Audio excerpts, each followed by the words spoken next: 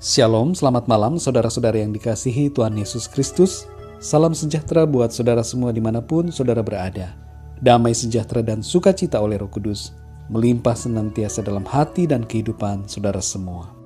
Renungan pada saat ini berjudul, Rumput Tetangga Tidak Lebih Hijau. Pikiran bahwa orang lain hidupnya lebih baik dari kita seringkali membuat kita merasa diri kita kurang dibandingkan dengan mereka.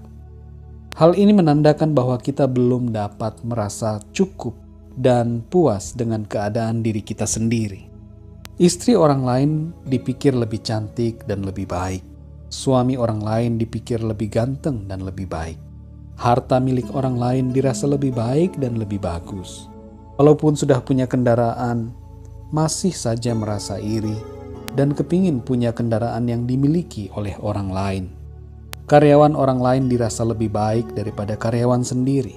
Bos atau pimpinan perusahaan orang lain dirasa lebih baik daripada bos atau pimpinan di tempat kerja sendiri. Rumah orang lain dirasa lebih nyaman dan indah dibandingkan dengan rumah sendiri. Handphone orang lain dirasa lebih canggih dan lebih bagus dibandingkan dengan handphone sendiri.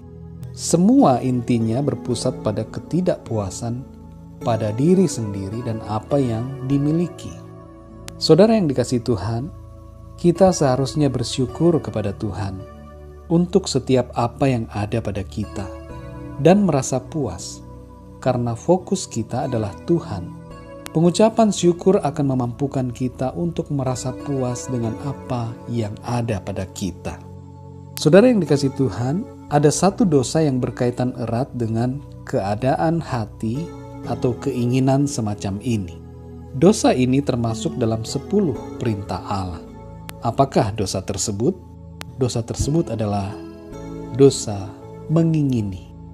Dalam perintah yang ke-10, yang tertulis dalam Ulangan pasal 5 ayat 21, disebutkan, "Jangan mengingini istri sesamamu, dan jangan menghasratkan rumahnya, atau ladangnya, atau hambanya laki-laki, atau hambanya perempuan, atau lembunya, atau keledainya, atau apapun yang dipunyai sesamamu."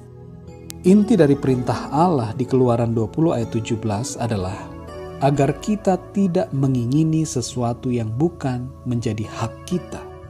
Ingin punya rumah tidak apa-apa, tetapi bila menginginkan rumah orang lain, itu dosa. Ingin punya istri tentu baik, tapi menginginkan istri orang lain itu adalah dosa. Demikian pula bila saudara ingin punya suami, itu adalah baik. Tapi mengingini suami orang lain itu adalah dosa. Ingin punya pegawai untuk perusahaan sendiri itu baik. Tapi menginginkan pegawai orang lain itu adalah dosa.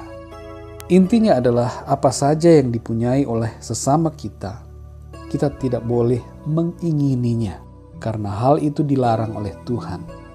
Perintah ke-10 ini berbeda dengan yang lainnya.